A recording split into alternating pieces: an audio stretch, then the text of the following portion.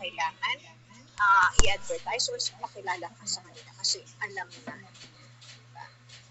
So, eto din, ang isa is pricing strategy ay depende din sa mga individual company kung ano yung mga pricing strategy nila na gagamitin. So, ito yung before, parang implementing na, parang bago ka mamili ng mga kung paano yung, kung ano yung gusto mong implement ng pricing strategy. Ito yung 4 na dapat mong i-consider. Number 1 is retaining new customers to increase revenue. Siyempre, para hindi ka mawalan ng mga customers. Siyempre, magre-retain sila sa'yo kasi yung pricing mo is parang satisfied sila and na-meet mo yung satisfaction nila. And parang ba, kaya hindi na sila aalis sa'yo. So, number 2, retaining. Again, retaining existing customers. Nandun yun, parang kumbaga, yung mga dati mo, yung mga old, diba? Parang hindi na aalis sa'yo. Eh, yung doon sa number 1 is, yung mga new customers mo ay hindi na rin mag-iiba. Dito na ako sa stores ko. Dito na ako sa ganito kasi na-try ko na, nasubukan ko. The number 3 is preventing competitors from entering the market. Siyempre, alam naman natin, pag mga competitors, pag nakita natin, ayun na yung parang kumag-aay ng mga, uy, ang lakas ng tindahan na yun, magpapatayo din ako at gagayahin mo siya. Yung mga competitors. So, para ma-prevent mo yun, siyempre, ito yung mga kasi yung pricing mo na ginamit mo is talagang parang kumbaga nag-gain mo na, andun ka na, parang kumbaga ano na. Tapos number 4 is also attracting customer attention for the release of new product or brand. Yan. Siyempre, ang dami, may mga customers siya, madami siya mga customers ganito, then siyempre, makaka-attract ka pa ng panibagong mga customers.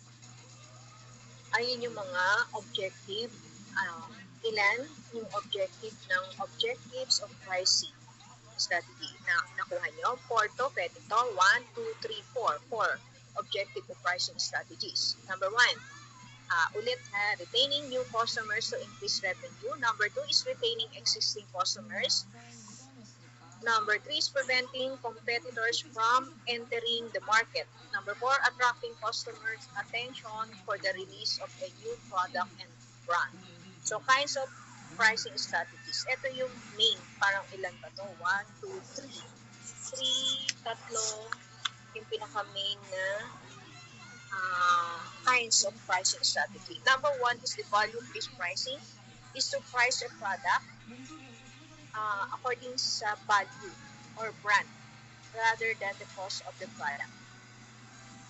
So, ano yung ibig sabihin doon? Siyempre, tinitignan natin yung brand. Kasi meron doon yung brand. Yung mga branded na damit, may mga mahilig doon. Siyempre, yung mga, for example, yung mga takos, yung mga ganito. Siyempre, hindi. Kasi ikaw, yung customer kasi depende din sa behavior ng customers kasi may mga customers kasi na tinitingnan is yung brand. So, gaano man kamahal yan, basta ito yung brand bibilhin ko. So, yan yung si value-based pricing. So, bago mo na naman implement yung value-based pricing, meron ka ding 3 steps na i-consider. So, number 1 na i-consider mo is understand the customer's value perception and needs. Ayun. Kasi yun yung sabi ko, doon sa mga behavior ng customer, yung sabi nga, binavalue talaga nila yung brand, yung product na yun. So, kailangan maintindihan mo para maiano. Then, number 2 is set target price and to match perceived value of the product. Ito. Porque naman sabi natin na itong customer na to is hindi niya kino-consider yung cost, yung value nga. Sabi ko, eto kasi brand na to, eto yung gusto ko. Siyempre, porque gusto ng customers, hindi mo din naman siya pwedeng sobrang taasan. Parang kumbaga, is-analyze mo din yung cost niya. Siyempre, yung cost. Kasi may mga break-even tayo. Parang mayroon tayong tina-target na dapat for the month of ganito is kailangan ito yung sales ko. Para ma-meet ko yung sales for the month, syempre kailangan ilan din items or products na mabenta ko para ma-meet ko yun, diba? So, yun yung number 3 is analyze the cost. Number 4 is create a product that matches to the target value and the target price. Yun, parang same as number 2.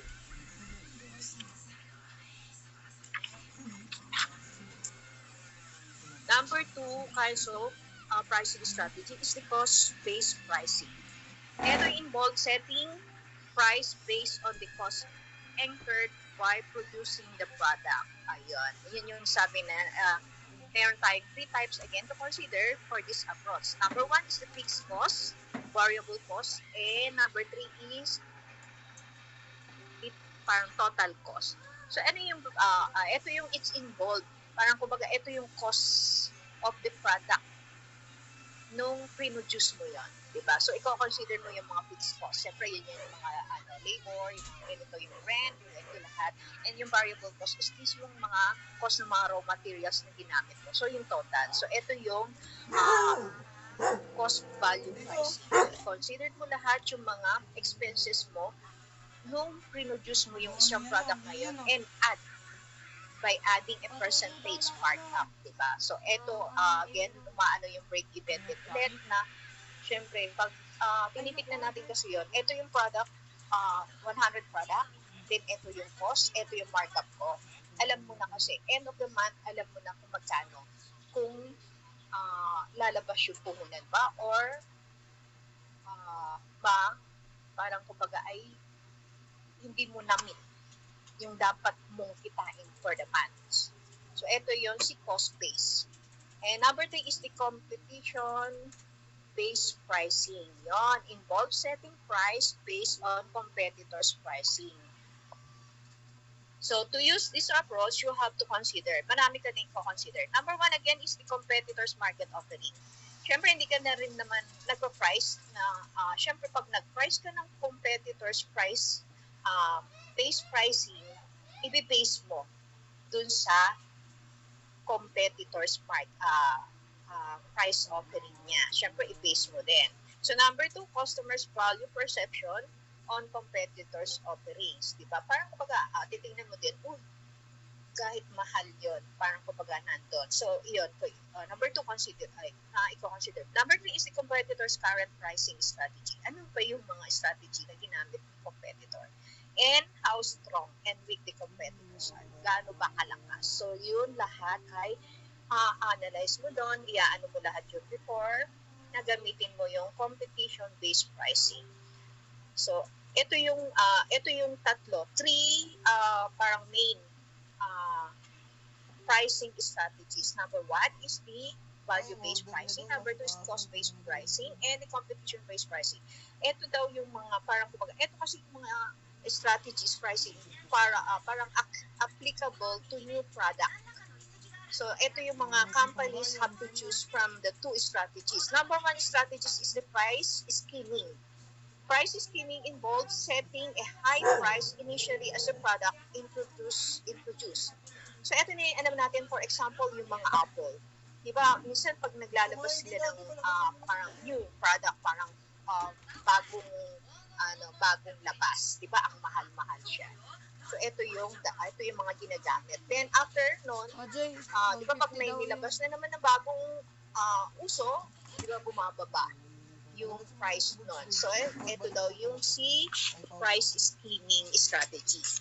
So number 2 is yung opposite. Opposite nito is yung penetration. Penetration pricing is involved setting a low initial price to attract many buyers. So, mag-a-attract ng many buyers daw. So, yung pricing mo muna, style mo doon sa product mo na ilalabas mo is low muna. Pero, it din is na-consider mo din. Kasi lagi naman tayong may break-even. Meron tayong mga target. So, tinitignan din natin na pag low price, kasi andun pa rin naman yung objective ni company na revenue, kikita sa company. So, lahat yun, inaano natin. Ito yung, for example, a company parang kumbaga, nag-a-advertise na buy one, take one yung mga product niya dito sa penetration. Siyempre, parang kumbaga, madaming customer bibili kasi buy one, take one. Pero hindi parang to attract lang. Pero hindi nila alam, yung buy one kasi, yung isa kasi is may mga, di ba karamihan is may parang hindi nakapasa sa quality. So, yun yung i-implement natin para at least babalik, di ba? So, number penetration. Ayan. Itong, andito na tayo sa, wait lang. sa market. So, yun yung introduction. Yung parang kumbaga topic natin is introduction to pricing strategy. So, yung lesson 2 is yung market analysis and consumer behavior. So, market analysis is a vital step in developing a pricing strategy. So, bago natin is ito, we have to consider, number 1 is the competitive positioning. Is the ability to make your company against from its competitors. Parang lagi competitors lagi. Ito naka-involve si competitors. So, depends on how the value of the product and services. Parang kumbaga, you provide compared to the market. Ito yung competitive positioning. Siyempre, if position mo yun, titignan mo, laging considered mo yung si competitors. Parang kumbaga, i-compare mo siya. So, dapat i-position mo din yung paano mo pag-price dun sa co-competitors mo. So, ito yung 4 ways a company can differentiate itself from the competition. Ito daw. So, number 1 is the operational excellence. So, ability to provide large volume of goods at low price but the level of quality is high. So, ayan. Parang kumbaga, ikaw, syempre nag-offer ka ng product. Then, alam mo, nung produce mo that product is hindi lang siya bara-bara. Talagang quality. Talagang sure ka talaga na quality yun. Siyempre, kahit sabihin mong taasan mo naman ng price against yung competitors mo, sigurado ka naman sa quality ng product na after nung nakabili na si customer, hindi siya magsisisi. Oy, diba, kahit mahal, naman, quality naman. Pero kasi may mga customers na, mahal naman na bilito, pero hindi siya worth it, diba? May mga gano'n. So, yun para iniiwasan. So, alam mo naman na yung, ikaw kasi yung nag-produce, din alam mo kung paano mo na-produce yung product ngayon, na hindi lang siya basta-basta. So, number 2 is yung product uniqueness. Siyempre, may uniqueness. Lagi si Apple unique, diba? Parang gano'n. So, ito na is, hindi na natin parang masyadong alam na natin. Product uniqueness and other brand na nasa market. So, needs positioning.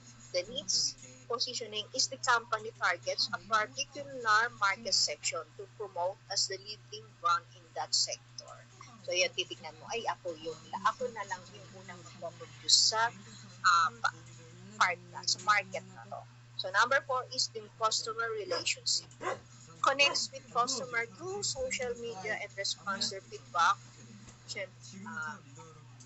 Para parang kumbaga yung customer relationship. Kasi may mga magko-connect ka. Siyempre may mga feedback kasi yon. And siyempre papansin mo.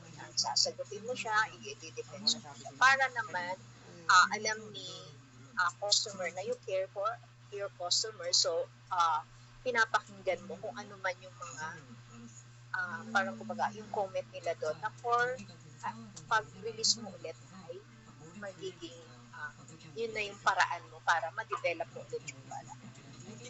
So the benefits of competitive positioning is it helps build and maintain loyal customer. Ayun, syempre, ano mo na yung customer mo. Yung sabi ko, may suki ka, magkakaroon ka ng suki. So you may gain more customer. Also, syempre, may mga customer kasi, na-try ko na yung product na yan, ganito maganda. So, yung mga feedback. So, may makaka-gain ka pa ng ibang customer kasi i-recommend ka sa mga ibang customers. So, number 2, can attract partnership.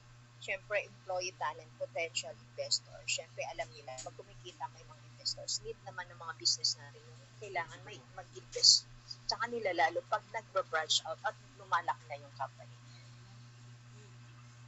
So, ito pa yung 5 steps to achieve your competitive position. So, number 1 is identify your goal. So, understand the goals will help the marketing team to develop competitive positioning strategy. Ano ba yung goal mo talaga? Syempre, ang goal natin is not only yung kasi lagi naman natin ang goal, talaga number 1 na goal is yung kita, revenue, profits. Siyempre, may mga goal ka pa namang iba. So, yun, identify mo pa yung mga iba. And number 2 is study your competitors. Bakit kaya nagustuhan yung product nila? Diba? So, study mo siya. Bakit ang daming ganito, ganon? Ano kaya yung ginawa? Ano yung ginamit? Mga ganon. Number 3 is create a positioning map or perceptual map. Ito yung product. Parang kumbaga, product, price, quality. Pag yung food naman is yung taste and the nutritional value, di ba? Pag automobile naman is yung price and style. Pag yung product mo is ito. Siyempre, depende kasi kung paano mo i-create yung parang yung position ng uh, para mo i-position yung price mo sa competitors mo. So, ito yon. So, pag restaurant naman is yung selection, menu selection and the ambience. Siyempre, restaurant. Ano ba yun? Parang kumbaga, uy, parang ang sarap dito. Kasi minsan ako din, madami yan eh. Pero gusto-gusto ko dito kasi hindi matao. May mga ganun kasi. Depende din dun sa mga customers' behavior. Kasi maraming mga, hindi kasi pare-parehas ng mga perception or yung mga needs or mga behavior ng mga customers. So, yun, lahat yun ay kinoconsider na. Yun yung consumer behavior. Kasi ito yung parang kumbaga market analysis over consumer behavior. So, nagpo-connect na siya. Number 4 is make a timeline. So, make a timeline daw. Stay in schedule para easily matrack ka. Keep members motivated and focused. Coordination, communication, and priorities. Ano ba yung uunahin mo ngayon? So, number 5 is the find your place. Yung, syempre, pag tumingin ka ng mga places, consider mo yung geographic location, demographic base, age, income, level, gender, and education level. Yun. So, number is the customer expectation. Yun lagi. Often inform someone's decision to purchase something.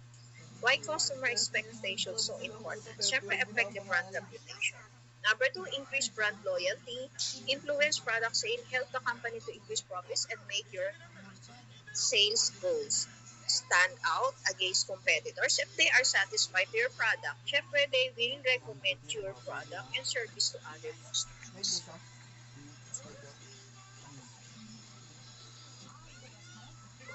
So, 4 steps that covers market analysis for pricing strategy purposes. So, number 1 is you define your market in terms of the product or service category. Again, geographic scope, model, physical chains. Ito yung customer segments. Distribution channels, syempre passes to the intended final consumers. So, sino yung mga distribution channels? Consider mo si wholesaler, retailer, and distributors. So, number 2 is assess the demand. Assess the demand for your product or services in your market. So, in your market, i-assess mo the size, the growth, the potentials of your customer segments. Siyempre, assess ba? Survey, interviews, online reviews, and social media. Ito yung feedbacks about your product. So, paano mo malaman yung feedback? Siyempre, may magsusurvey ka, interviews, and napakalaki yung online kasi. Di ba, may sa social media, napakalaki factor nun. So, for example, nalaman mo, willing naman talaga kahit gaano kamahal yung product mo, sensitive. Pero, may mga customer kasi na gaano kamahal yan. Pero may mga iba kasi na sensitive sa ibang charges eh. Kasi may mga ibang charges kasi na minsan may mga hidden charges ng product. So, parang titignan din natin, consider natin. So, number 3 is analyze the supply. So, 4 steps that covers market analysis and pricing strategy. Ulit to. Number 1 is define your market. Number 2, assess the demand. Number 3 is analyze the supply. Siyempre, analyze the supplies. Ito yung the supplies of your product or service in the market. Rumble yun di ba? Ano hindi na talaga iluto yung kuryente? Goma siya. 3. 4 yun. Number 4. And number 4 is determine the pricing trends. Siyempre, you might learn that, parang kumbaga, panahon. Paano yung panahon? Ito yung panahon kasi is yung seasonal variations caused by, siyempre, minsan may rainfall, may mga public holidays, yun. Parang yun yung paano yung trend, panahon ng mga pricing ng mga iba din na gagamitin.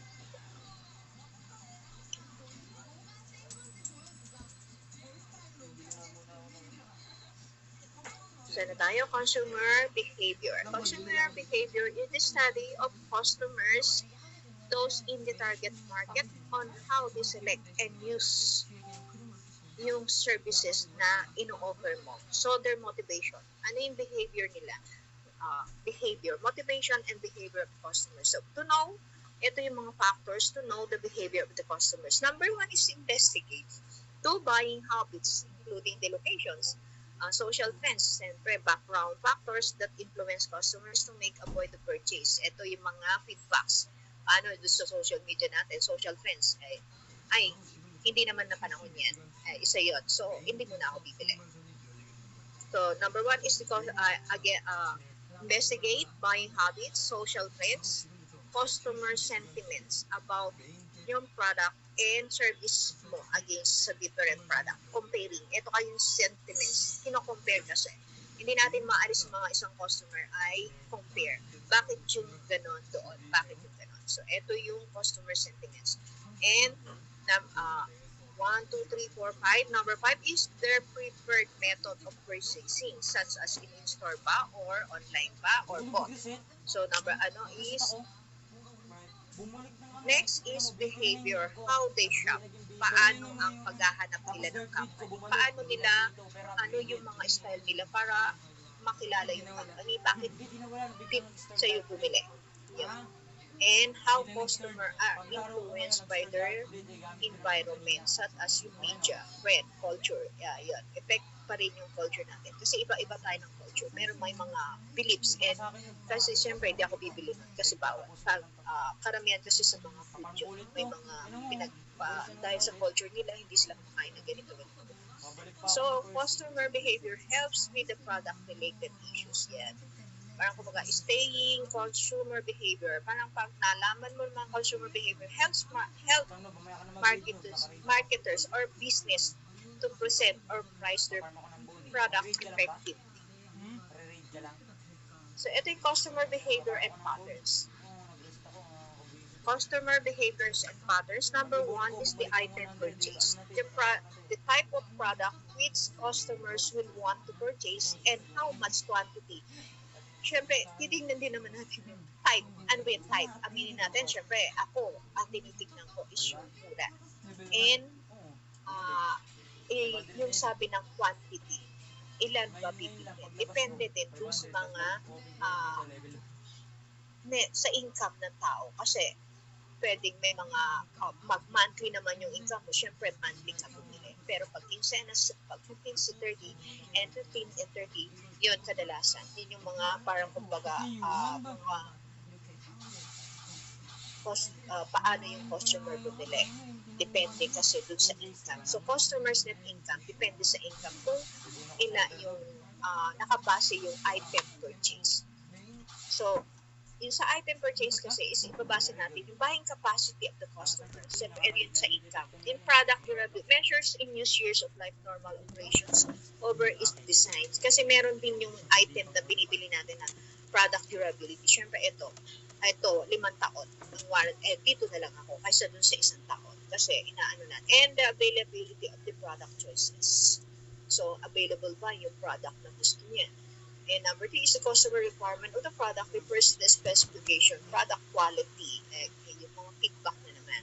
So, ito yung number 2, behavior and patterns ng customer is place of purchase. So, customers usually shop at various stores in different locations to compare prices. Yun. Hindi lang daw iisa ang mga pinupuntahan ng mga syempre, compare. Hindi natin maiwasan nagko-compare sa store na to, mas mura doon ako. Ito, pero kahit mas mahal to, satisfied naman ako sa quality ng product. And number 3 is the timing of purchase. Syempre, yung timing. Yung mga hours, paano ka magbukas. Baka naman, yung store mo is, mga tinda mo is pang-almusal, yung magbubukas ka ng 11. Siyempre, sino pang bibili sa'yo? Tapos na yung mga parang breakfast, diba? So, ito yung method naman. Yung purchase method nila is the way a customer choose buy product. Yung online, maybe mag-go online pa siya or mahilig siya in store. And Ilan ba? May kasama ba siyang mga pamimili? 3, 2, and cash ba siya or credit or debit? So, yun yung mga purchase ng method. Kasama yung sa purchase ng method. yung prop ko nun. Pinata ni Jim Buda. Yun na yun. Doon na yung nagsimula yun eh.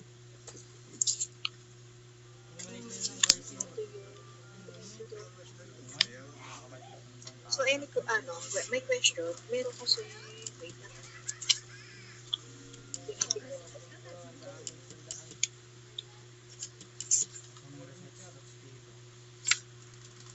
So, ito yung 6 steps to do a market analysis.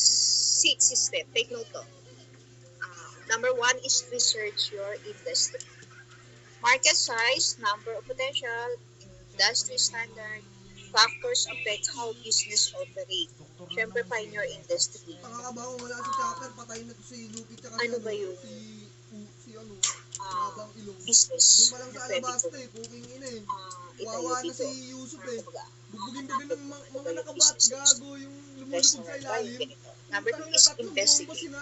How to attract potential customers, brands, offers, price, points, tactic, and technologies customers. Ang kumbaga, investigate. Mag-investigate ko pa. Pag ganito ba yung business na Si ito? Crocodile eh. Puking ina mo, kailangan na lang ng pagkain eh.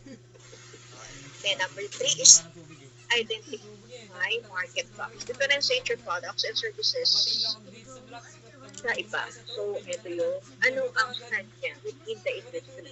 So, social change, ano pa dapat gawin to develop the product. So, ito yung parang kumbaga, makikita mo na kasi kung ano yung mga gagawin mo. It's na-identify mo na yung market gaps. And define your target market. Specific market segments according to, again, age, income, location, beliefs. Siyempre, lifestyle. And then yung parang, ano ba yung target market mo pa? So, mga, ito yung mga beliefs nila, ito yung mga style nila. So,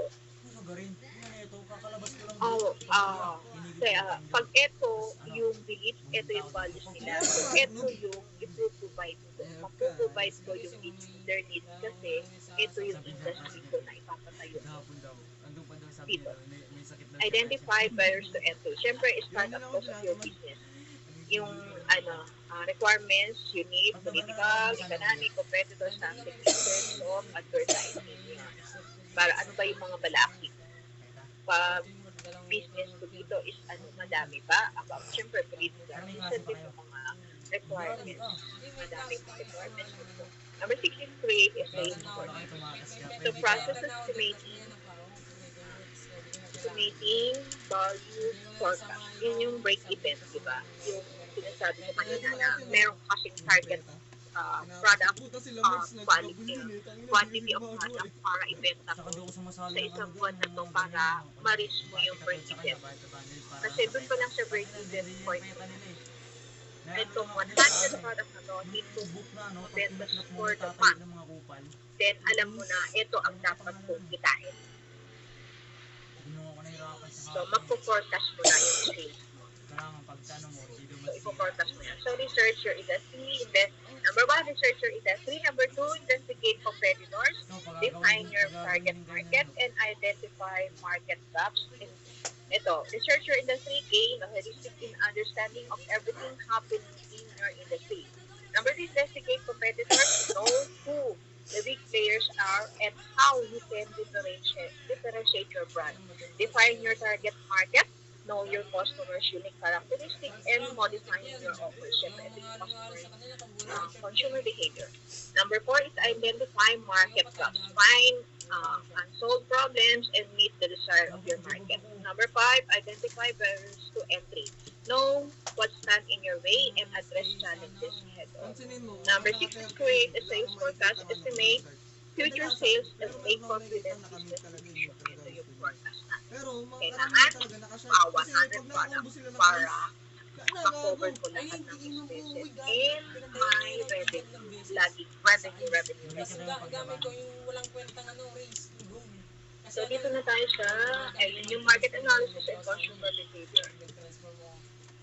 Number, pricing models and strategies. Nagsisisi ka, no? Pinakabulok na race. Angel pa, mas Pricing maganda strategy doon. is the way you set the price. Pag ginadyuman Ito mo, yung naman mababawasan ng puta. difference from pricing model.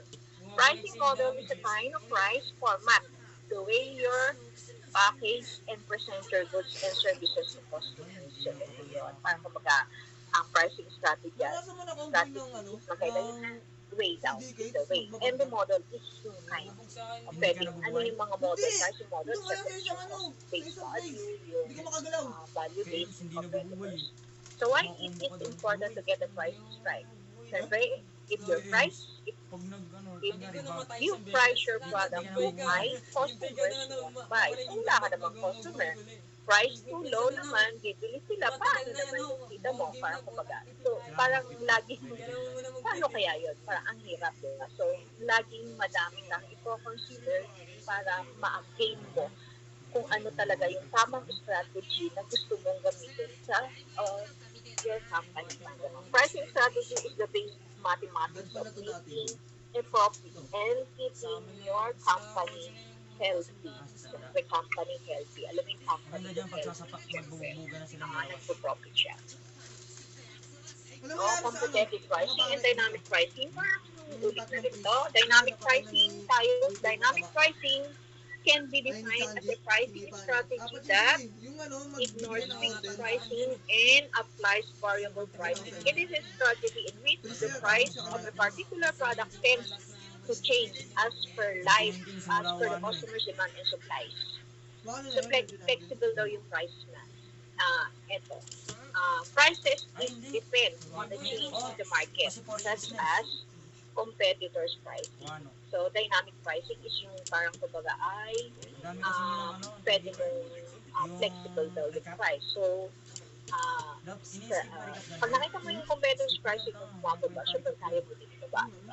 Pero, may mga, yun nga sabi ko, Ulitin niya lang may yung ano, mga minsan, may costs kwento ka. na dapat kang i-consider din. So, number 2, demand. Siyempre, if high yung demand, pwede ka demand. Good lang. So, supply, time. Pag nag-end na yung, may mga restriction na. Pag nag-end na yung ano natin, so, siguro, pwede na natin ituloy sa face-to-face natin sa meeting. Ay, sa Monday pa lang. Basta, pag nag-end na lang, okay, bye na lang. So, supply and time. So, yung dynamic pricing is para ma-implement mo si dynamic pricing kasi flexible daw siya. So, ito yung consider such as parang ito yung mga changes in the market such as yung competitors pricing, yung demand, yung supply and time, and customer behavior. So, dynamic pricing is important. You can adjust the price according to the relative market value. Advantages of market of dynamic pricing, price can reflect demand. So, siyempre, can reflect demand. Parang kumbaga, yung dynamic pricing is pwede ka mataas, pwede ka siyempre, reflect yung demand. Pag yung sinabi nga natin demand, di ba madami ang demand, madami po in the market. Siyempre tayo, kailangan din nila to. Bago sila mag-stay. Kasi nakabase din sa time, di ba? Kagaya ng mga pandemic natin, ano yung mga implements natin? Di ba, yung Facebook sa mahal baka tapos hanggang sa bumaba na din. Yun. Parang kumbaga, sa dynamic, ma-implement mo yun. Malalaman mo na yun na meet mo na ito na yung gagamitin mo kasi dahil sa demand naman kasi normally when supply increase in demand, siyempre, magda-down yung price rise, for example, yung mga November, ano yung mga dapat bumibili, tumataas. Pwede kang magtaas kasi ito yung uso ngayon. Kagaya November ngayon, ano yung pwede mong itaas ngayon. Siyempre yung mga chances, diba? Kasi kailangan. Then, price change can trigger sales and increase profits. Siyempre, pag nagtaas ka, kasi pwede ito, pwede kang magtaas, siyempre, Ito, di ba tayo kailangan mo yun tayo? i-increase Yung yung kung ni profit. Michelle, gago. Kasundo sa Michelle yun eh. And number 3 is brand can get more insight into customers' behavior. Nakalculate mo na talaga yung mga yung demand ng Ay, tao. nalaman niya rin pala. Nakita niya pa. Ay, Parang kumbaga, yung mga brand na to, kailangan ko na Kasi nakakasalubong namin siya. to buy more. Parang kumbaga, ito kasi yung marketing na yun. Ito, dadamihan ko na mga supply ko para siyempre pag madami ko na benta, profit na yun. Profit, will increase your profit. Your business can become more flexible. Dynamic pricing can help you not to keep your price Din pa naman stable. yun You eh. can change at them anytime. You can manage your product line better. You can control all the changes and maintain a steady flow of your dynamic strategy. You can sell your para Boy, mag-overstock ano with naman, discounted. nakakabadtrip naman to. Paniwawang paghihirap na nga naman.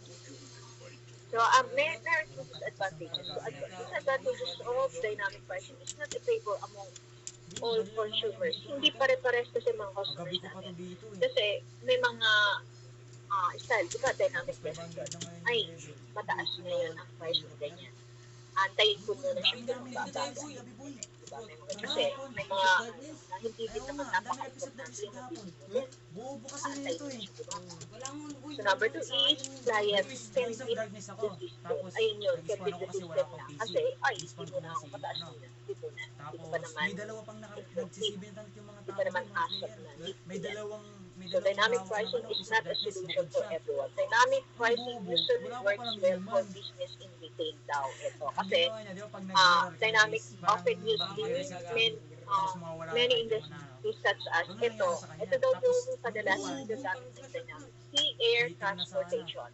Prices may in plenty case Ang gagawin namin, plane tatlo kami tickets na rin changes depending on the departure type, di ba? May mga, di ba pag nagbubook tayo, Ano kasi oras usually nito, mo na pag hinintay mo. nag time ng Ano departure. yun? And yung season, holidays, Ha? and many more. Hintay mo So, na kumuha number ng 2 key, is bago yung maglaro. rideshare services. Ako kumuha Taxis kagabi like ng Kenyan Uber, Dog. fair Wala will na rise ako. during Wala nang rainy text diyan sa days Wala and rush sa'yo? hour. Yun, di ba yung mga Okay. Uber natin, mga Gabi. Grab natin, tumataas Hinintay talaga isang ang kumuha price. ng Pag key yung kanina eh. at Monkey kagabi ka yung kumuha. rush hour kasi sobrang traffic, di ba? Pero pag yung masyado, yung mga time na parang hindi na siya Gabi pa maano, to, ta? bumababa sila.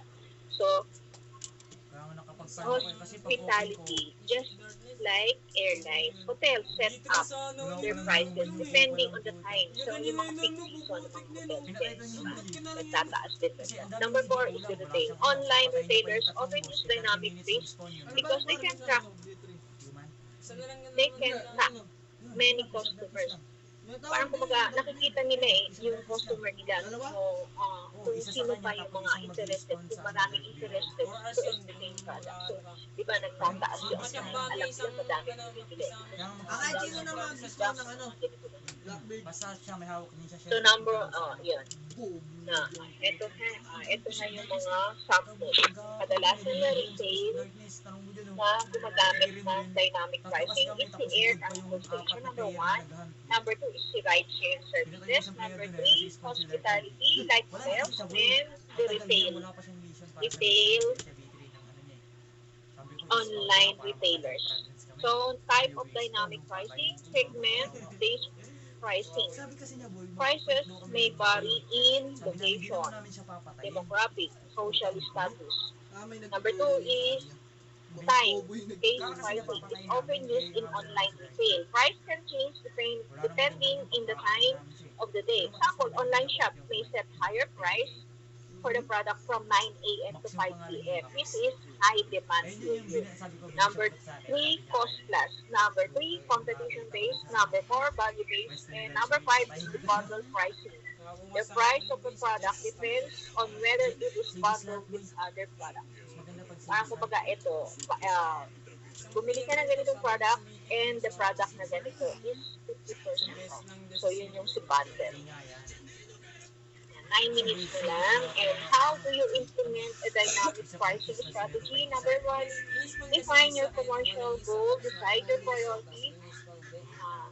Dalawang hawak ng Iniisip isa, mo ang hawak. product, parang kumbaga hindi din lang naman kita yung iniisip mo. Siyempre yung Tanga, sa isang player, product, magpapabitin protection ng ng building. product mo and paano mo pa ma-develop Tatlo para nga lang yung piece of madami darkness bumili. kung hindi ka So number 2 nagsisimula. is discover more about your target audience.